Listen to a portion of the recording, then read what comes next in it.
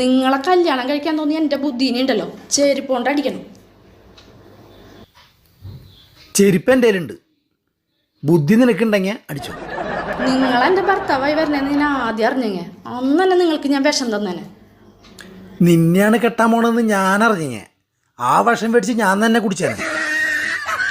നിങ്ങളോട് സംസാരിക്കാൻ എനിക്ക് താല്പര്യമില്ല. ഇവിടുന്ന് അങ്ങോട്ട് ഞാനൊരു തീരുമാനം എടുക്കാൻ പോവാ. ആഴ്ചയിൽ 2 ദിവസമെങ്കിലും നിങ്ങളോട് സംസാരിക്കാണ്ടിരിക്കാൻ, അല്ലെങ്കിലേ എനിക്ക് വല്ല പ്രഷർ അടിച്ച് ഞാൻ മരിക്കും. ഞാൻ എനിക്ക് വരുന്ന ദേഷ്യത്തിനുണ്ടല്ല. എന്താ പറഞ്ഞോ, നിങ്ങൾക്ക് ഭയങ്കര ധൈര്യമല്ലേ, പറയ്. എന്തിനാ നീ അതൊക്കെ പറഞ്ഞിട്ട്?